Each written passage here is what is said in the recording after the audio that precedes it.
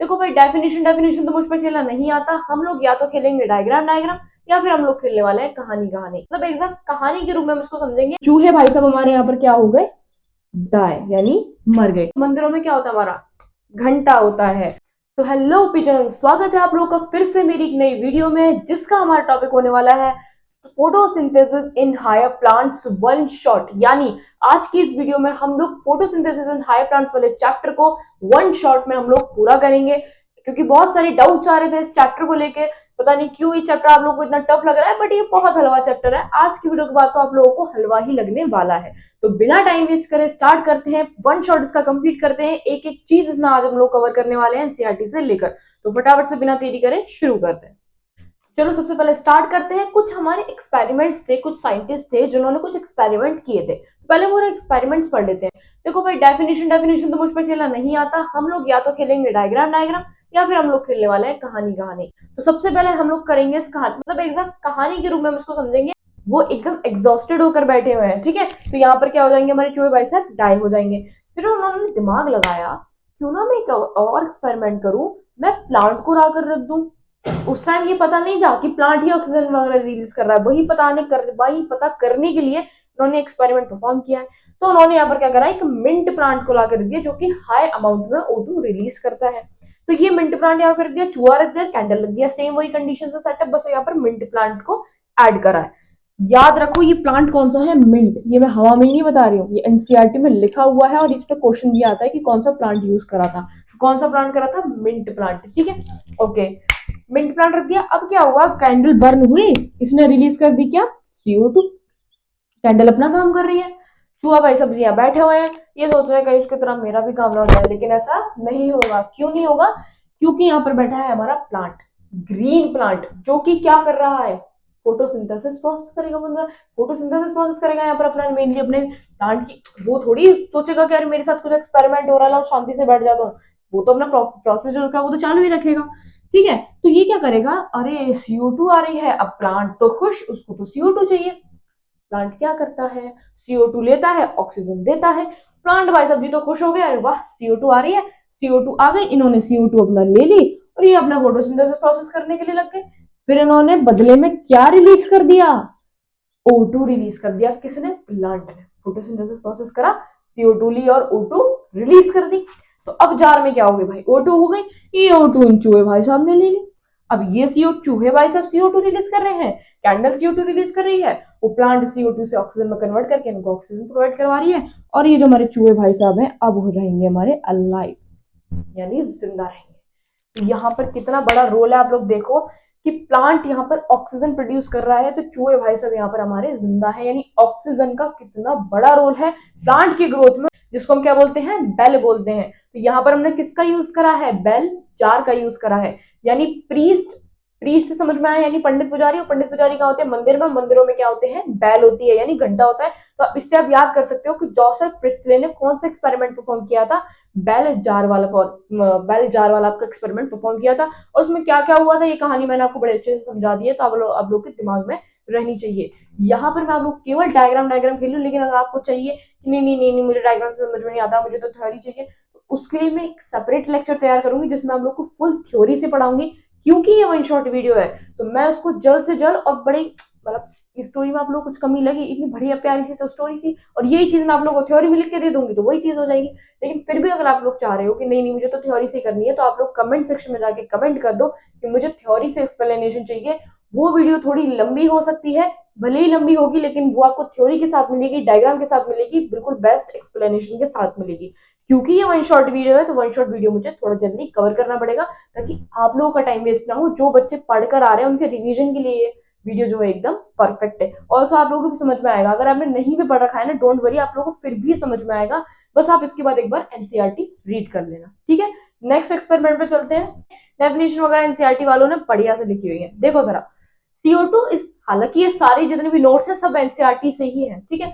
CO2 is required for photosynthesis to prove this statement experiment had been done. अब तो ये हम लोग 7th से 8th क्लास 6th क्लास में शायद हम लोग इतना पढ़ लेते हैं कि हमें फोटोसिंथेसिस के लिए किस किस की जरूरत होती है, वाटर की, सनलाइट की, CO2 की, ये सब तो हम लोग जान चुके हैं। तो ये इसमें लिखा हुआ है कि CO2 फोटोसिंथेसिस के लिए रिक्वायर होती है।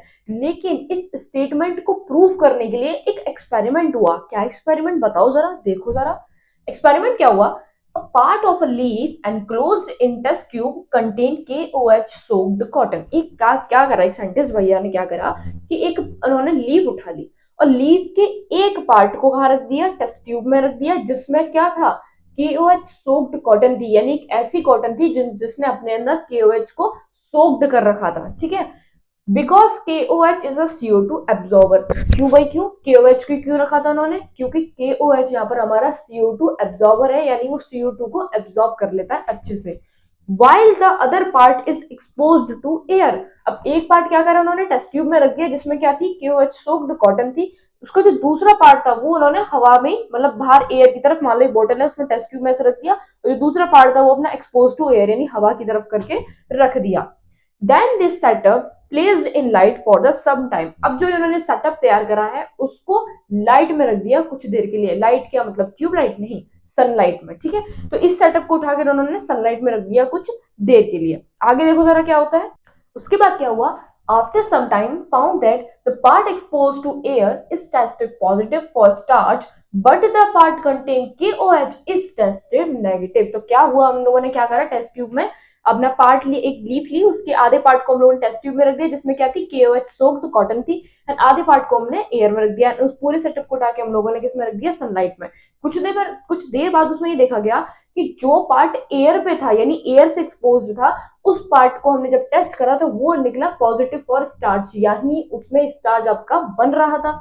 लेकिन जो पार्ट टेस्ट ट्यूब के अंदर था जिसमें KOH था, वो पार्ट निकला नेगेटिव स्टार्च के लिए, यानी उसमें स्टार्च नहीं बन रहा था। इससे क्या मतलब आप लोगों को समझ में आया, this prove that CO2 is necessary for photosynthesis. कुछ नहीं समझ में आया, आप समझाओ अपनी लैंग्वेज में, मैं समझाती हूँ। देखो हम लोग KOH हमारा क्या है, मैंने अभी बताया आप लोगों को कि KOH है हमारा CO2 एब्जॉर्बर, यानी KOH ने क्या कर लिया, उस पार्ट में से सारी CO2 अपने अंदर एब्जॉर्ब कर ली। अब उस पार्ट में क्या हुआ, CO2 बची ही नहीं बची। तो जब फोटोसिंथेसिस प्रोसेस हुआ उसको CO2 ही नहीं मिली, ना ही वो प्रोसेस हुआ, और ना ही अल्टीमेट फोटोसिंथेसिस प्रोसेस क्यों होता है, प्लांट अपना फूड प्रिपेयर करते हैं उसी के लिए तो होता है। फूड यहाँ पर क्या है आपका, स्टार्च।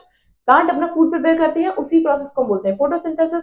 क्योंकि वहां CO2 प्रेजेंट ही नहीं थी, KOH ने CO2 को ले लिया था, एब्जॉर्ब कर लिया था, तो वहां पर फोटोसिंथेसिस प्रोसेस हुई ही नहीं और स्टार्च भी नहीं बना। लेकिन जो एक्सपोज था एयर थे, वहां तो काफी सारी CO2 थी, फोटोसिंथेसिस प्रोसेस भी हो गया, वहां पर स्टार्च भी बन गया। तो ये यही प्रूव करता है कि CO2 जो है वो जरूरी है किसके लिए, फोटोसिंथेसिस के लिए। एक और एक्सपेरिमेंट है, फटाफट से देखिए जरा।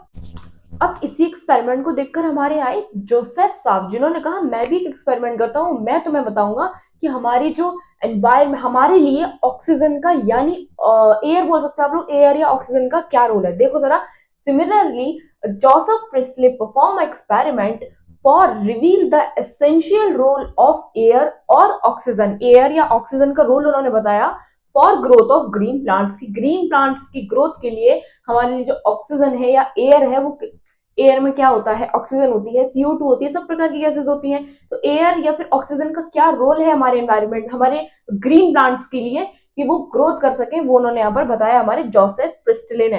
क्या एक्सपेरिमेंट करा, डेफिनेशन नहीं खेलेंगे, मैं आप लोगों को बताऊंगी डायग्राम से। तो अब हम खेलेंगे डायग्राम। देखो जरा, पहले उन्होंने क्या करा, एक बेल जार लिया। बेल जार आप समझते हो, एक कांच का ग्लास, समथिंग, कांच का ग्लास भी नहीं, एक जार, आप लोगों ने देखा होगा, जार तो समझते हो ना, इसमें अचार वचार रखती है मम्मियां।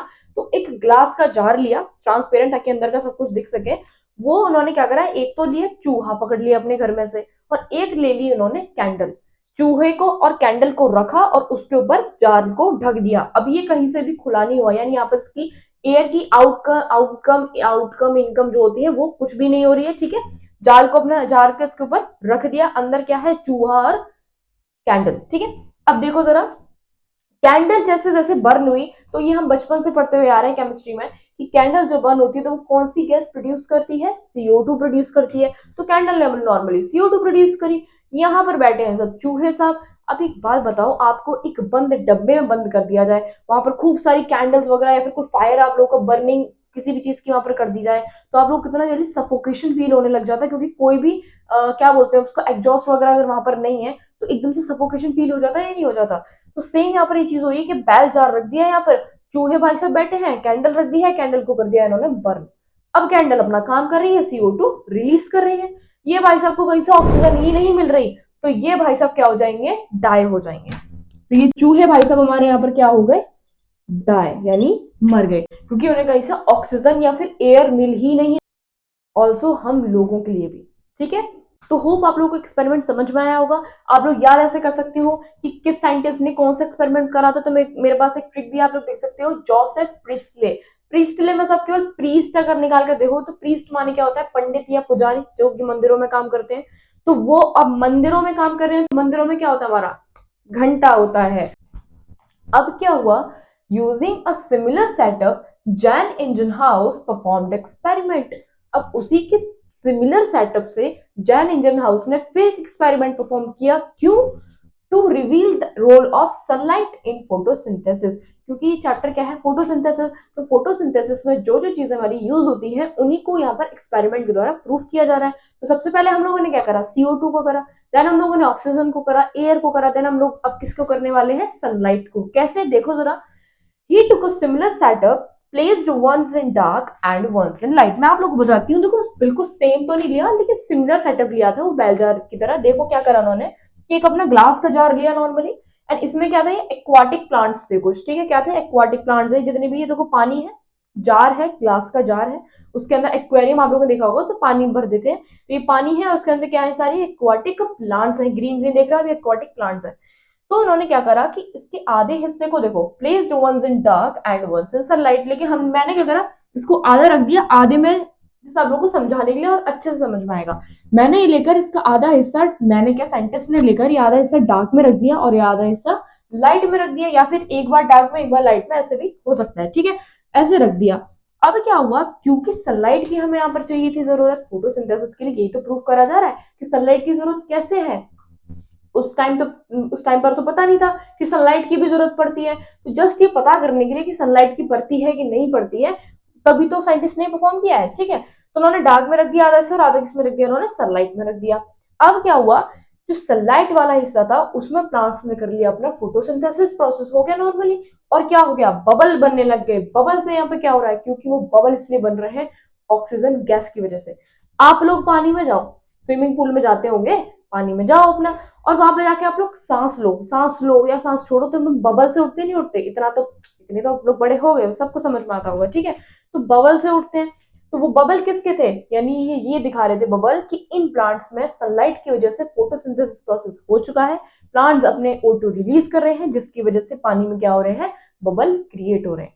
लेकिन जो पार्ट डार्क में रखा था वहां तो कोई बबल बन ही नहीं रहे थे, क्यों, क्योंकि वहां पर सनलाइट नहीं थी, फोटोसिंथेसिस प्रोसेस नहीं हो रहा था, जिसकी वजह से कोई भी गैस नहीं बन रही थी, कोई भी बबल नहीं बन रहे थे। तो ये पूरा सेटअप लेकर उन्होंने एक्सपेरिमेंट किया था, किसने किया था, जैन इंजन हाउस ने किया था, ठीक है। साइंटिस्ट के नाम जरूर याद रखना, किस साइंटिस्ट ने कौन सा एक्सपेरिमेंट परफॉर्म किया था और किसके प्रूफ, मतलब किस चीज को प्रूव करने के लिए वो एक्सपेरिमेंट परफॉर्म किया गया था। तो जैन इंजन हाउस ने ये ग्लास जार वाला एक्सपेरिमेंट परफॉर्म किया था, और किसको प्रूव करने के लिए, सनलाइट को प्रूव करने के लिए कि वो फोटोसिंथेसिस में उसका क्या रोल होता है, या फिर उसका रोल है भी या नहीं, ठीक है। नेक्स्ट चलते हैं, फिर आते हैं हमारे एक और साइंटिस्ट, कौन से, इन 1854 जूलियन वॉन सेक्स, एक साइंटिस्ट है, उन्होंने क्या किया था, provide evidence for the production of the glucose in plants, यानी इन्होंने एक एविडेंस माने क्या होता है, सबूत, इन्होंने एक एविडेंस दिया था कि जो ग्लूकोज है वो प्लांट में ही प्रोड्यूस होता है, इस चीज का एविडेंस दिया था। कैसे, देखो जरा,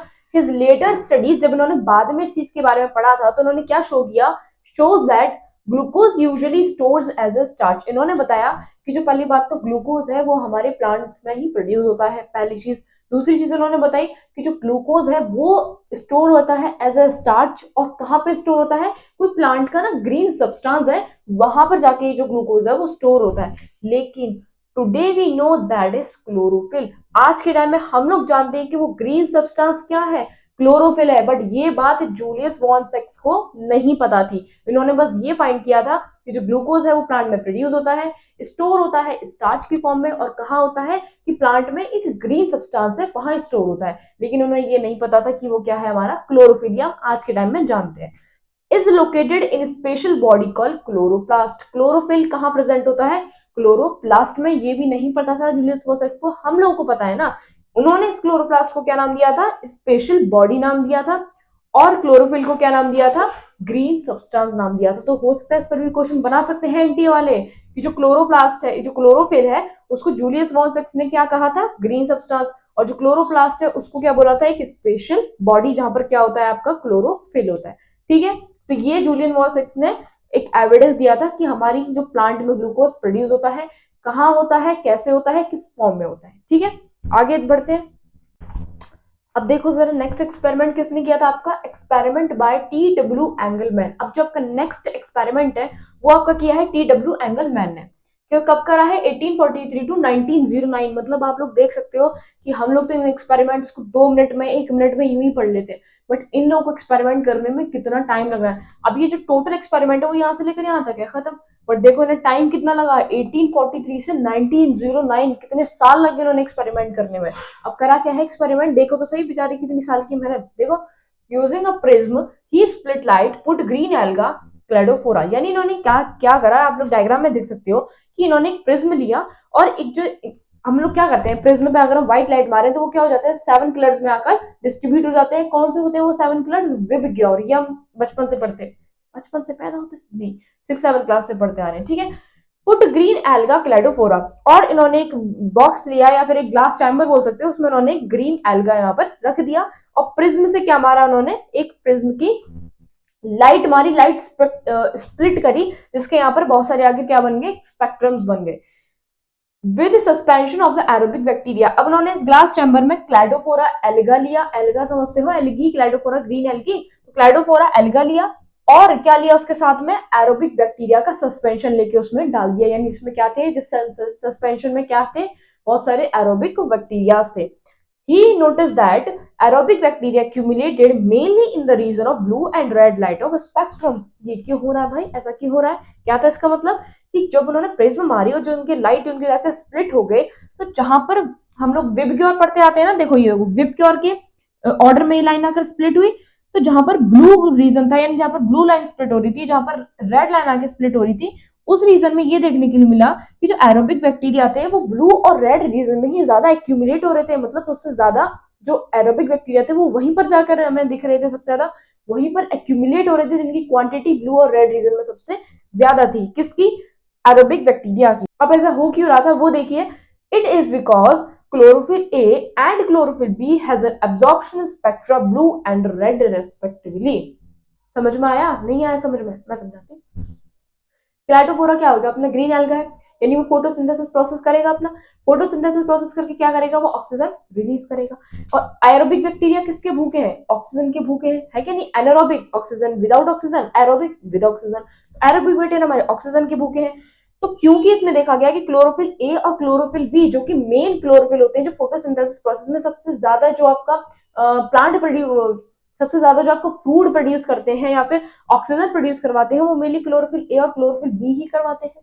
तो क्योंकि वो क्लोरोफिल ए और क्लोरोफिल बी कहाँ बनते हैं, ब्लू और रेड रीजन में, यानी chlorophyll A blue and chlorophyll B red respectively. तो यहाँ वो क्लोरोफिल ए और बी बनते हैं, सबसे ज्यादा जो फोटोसिंथेसिस का प्रोसेस होगा वो इन्हीं रीजन्स में देखा जाएगा, और इन्हीं रीजन्स में क्या होगा, फिर सबसे ज्यादा ऑक्सीजन भी प्रोड्यूस होगी, क्योंकि सबसे ज्यादा फोटोसिंथेसिस जहाँ हो रहा है वही सबसे ज्यादा ऑक्सीजन भी होगी। तो यहाँ सबसे ज्यादा ऑक्सीजन है, तो इसकी वजह से एरोबिक बैक्टीरिया जो है सबसे ज्यादा ब्लू और रेड रीजन में देखे गए थे। इससे हमें क्लोरोफिल ए और क्लोरोफिल बी का पता लगा कि ये किस स्पेक्ट्रम में जाकर काम करते हैं। क्या पता लगा हमें, क्लोरोफिल ए किस में करता है, ब्लू में, एंड क्लोरोफिल बी किस में करता है, आपका रेड स्पेक्ट्रम में। सबसे ज्यादा फोटोसिंथेसिस प्रोसेस वही होगा, सबसे ज्यादा ऑक्सीजन वही रिलीज होगी। एरोबिक बैक्टीरिया बेचारे ऑक्सीजन के भूखे, वो फटाफट से वहां जाकर अपना जो भी उनकी क्वांटिटी है वहां पे एक्यूमुलेट कर देंगे। और ये बेचारे पागल से देखो, 1 2 3 4 कुछ ऐसे हैं जो जिनको पता ही नहीं है कि फोटोसिंथेसिस प्रोसेस कहाँ हो रहा है, तो वो इधर उधर भटक रहे हैं। लेकिन सबसे ज्यादा क्वांटिटी में हमें कहाँ देखने के लिए मिले, ब्लू और रेड रीजन में।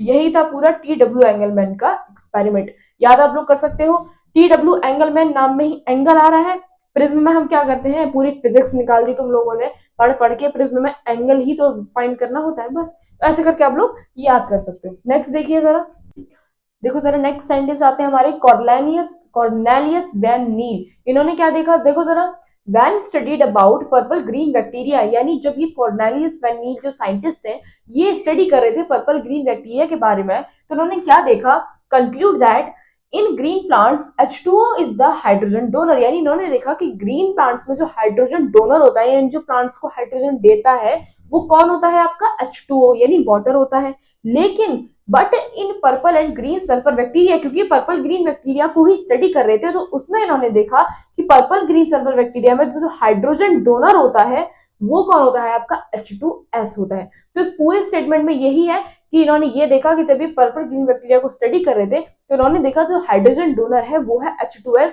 लेकिन नॉर्मली हम ग्रीन प्लांट्स में देखें तो वहां हाइड्रोजन डोनर कौन होता है आपका, H2O वाटर होता है। एंड इस पे क्वेश्चन आ चुका है, ये मैंने एवं ही नहीं लिखा है पैराग्राफ, इस पे क्वेश्चन आ चुके हैं कि पर्पल ग्रीन बैक्टीरिया में हाइड्रोजन डोनर कौन होता है और ग्रीन प्लांट्स में कौन होता है। तो ग्रीन प्लांट्स में water and purple green bacteria में H2S होता है। ठीक है, नेक्स्ट देखिए जरा, नेक्स्ट हमारा टॉपिक आ गया है अब, where does photosynthesis take place, आखिरकार प्लांट्स में फोटोसिंथेसिस होता कहाँ है। अब हमारे आने वाले हैं मेन टॉपिक्स, तो थोड़ा फोकस्ड हो जाइए। देखिए जरा, इन क्लोरोप्लास्ट, ये तो हम बचपन से पढ़ते आ रहे हैं कि हमारा फोटोसिंथेसिस का जो प्रोसेस है वो कहाँ होता है, प्लांट्स में क्लोरोप्लास्ट में होता है। लेकिन क्लोरोप्लास्ट में कहाँ, क्लोरोप्लास्ट में कहाँ होता है, देखो जरा, there is a membranous system consisting of the grana joined by stroma lamellae present in the stroma of a thylakoid, यानी इज इक्वल्स टू हमारा निकल रहा है कि पहले कहाँ होता है वो, थाइलेकोइड में होता है। थाइलेकोइड मेम्ब्रेन के अंदर क्या क्या होता है, देखो जरा, ग्रेना, इधर आप लोग देख सकते हो, ये आपकी क्या है, थाइलेकोइड मेम्ब्रेन है। थाइलेकोइड मेम्ब्रेन के अंदर हमारे कुछ एक सिक्के, जैसे मान लो आप सिक्के ले लो 5-5 के, और 5-5 के या फिर 1-1 के, 2-2 के, जितने भी गरीब, जितने भी अच्छे हो आप लोग, उसके लेके पैसे आप लोग कॉइन्स लो, कॉइन्स को ऐसे ऐसे ऐसे एक के ऊपर एक, एक के ऊपर एक रख के एक बिल्डिंग सी बना दो कॉइन्स की, तो वही हमारी तरह से ग्रेना होते हैं। स्ट्रक्चर आप लोग देख सकते हो, ये आपकी ग्रेना है। एंड क्या लिखा हुआ है, जॉइंट बाय स्ट्रोमा लैमेले, किस दो ग्रेना आपस में किससे ज्वाइंट होते हैं, स्ट्रोमा लैमेले से ज्वाइंट होते हैं, जैसा कि आप लोग देख सकते हो, present in the stroma of thylakoid membrane. ठीक है, तो कहाँ प्रेजेंट होते हैं, ये पूरा क्या है आपका जो भी मैटर है अंदर का, जैसे हम साइटोप्लाज्म बोलते हैं किसी सेल में, वैसे इस मैटर को हम बोलेंगे स्ट्रोमा। स्ट्रोमा में आपके प्रेजेंट रहते हैं ग्रेना, और दो ग्रेना आपस में ज्वाइंट होते हैं किससे, स्ट्रोमा लैमेले से। तो यहाँ पर आप ऐसे तो बहुत सारे ग्रेना होते हैं, बहुत सारे आपके जो है स्ट्रोमा लैमेले होते हैं, बट मैंने एक जस्ट एग्जांपल के तौर पे आप लोगों को स्ट्रक्चर बताने के लिए केवल एक ही यहाँ पर बनाया है। ठीक है, और क्या क्या प्रेजेंट होता है थाइलेकोइड मेम्ब्रेन के अंदर, कुछ लिपिड ड्रॉपलेट्स होते हैं, कुछ आपके स्टार्च ग्रेन्यूल होते हैं जहाँ पर स्टार्च आपका फॉर्म होकर स्टोर हो जाता है, कुछ आपके क्या होते हैं, राइबोसोम्स होते हैं। तो ये स्ट्रक्चर आपका थाइलेकोइड का, और इसके अंदर ही क्या होता है आपका, फोटोसिंथेसिस होता है। ठीक है, तो ये था आपका पूरा टॉपिक। नेक्स्ट चलते हैं जरा, अब इसी टॉपिक में हमारी जरा दो रिएक्शंस आ जाती हैं, light reaction and dark reaction. ये क्या होता है जरा पढ़ लेते हैं इसके बारे में भी। लाइट रिएक्शन क्या होती है हमारी, अगर in direct sunlight and produce ATP and NADPH, यानी ये डायरेक्ट सनलाइट में होती है ये रिएक्शंस, और अपना प्रोसेस करने के बाद ये हमें क्या प्रोड्यूस करती है, एटीपी और NADPH प्रोड्यूस करती है। डार्क रिएक्शन क्या होती है, नॉट लाइट डिपेंडेंट, ये सनलाइट पर डिपेंड नहीं होती है, सनलाइट हो ना हो नहीं मतलब, ये अपना प्रोसेस करेंगे, लेकिन depend upon product of light reaction, लेकिन ये लाइट रिएक्शन के प्रोडक्ट पर डिपेंड होते हैं। जैसे मैं आप लोग को बताती हूँ, सनलाइट आई, लाइट रिएक्शन हुई, डार्क रिएक्शन उस वक्त नहीं हो रही है, यानी सनलाइट आई, लाइट रिएक्शन हुई, लाइट रिएक्शन ने जब अपना प्रोसेस करके एटीपी एंड NADPH प्रोड्यूस कर दिए, अब ये डार्क रिएक्शन वाली जो रिएक्शन है वो चालू हो गई, इसने फटाफट से क्या करा, उसके प्रोडक्ट उठाए, यानी एडीपी और NADPH को उठाया और अपना प्रोसेस चालू कर दिया। लेकिन डायरेक्ट सनलाइट पर प्रेजेंट नहीं होती है, लेकिन क्या ये दिन में भी नहीं होगी, होगी दिन में, क्यों, क्योंकि किसके प्रोडक्ट पर डिपेंड है, लाइट रिएक्शन के।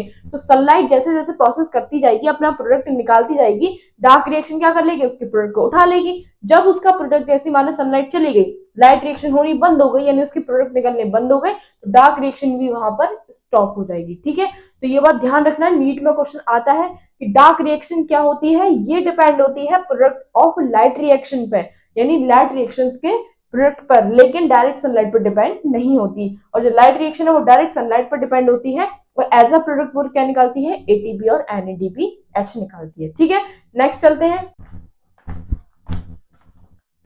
अब बात करते हैं नेक्स्ट टॉपिक की, विच इज लाइट रिएक्शन। सबसे पहले जानते हैं कि लाइट रिएक्शन में आखिर होता क्या है। So the light reaction involve light absorption, water splitting and oxygen releasing and the formation of ATP and NADPH। यानी क्या होता है लाइट रिएक्शन में कि सबसे पहले उसमें क्या होता है, लाइट का एब्जॉर्प्शन होता है, वाटर का स्प्लिटिंग होता है, ऑक्सीजन रिलीज होती है और फॉर्मेशन होता है अल्टीमेटली किसका, एटीपी का और NADPH का। कैसे होता है ये सब अभी आगे बात करेंगे। नेक्स्ट पॉइंट देखिए जरा, light harvesting complexes involve photosystem first and photosystem second and these are named in the sequence of their discovery. Mainly जो आपका लाइट रिएक्शन जो आपकी होती है, जो पूरा प्रोसेस होता है वो आपका होता है लाइट हार्वेस्टिंग कॉम्प्लेक्स में, जिसमें क्या आपके आते हैं दो चीजें, क्या क्या, फोटो सिस्टम फर्स्ट और फोटो सिस्टम सेकंड। क्या होता है ये सब समझ में आएगा, अभी आगे पूरी हम लोग प्रोसेस पढ़ेंगे तब आप लोगों को पूरा समझ में आ जाएगा। बट इसमें एक चीज जरूर ध्यान रखिएगा, these are named in sequence of their discovery.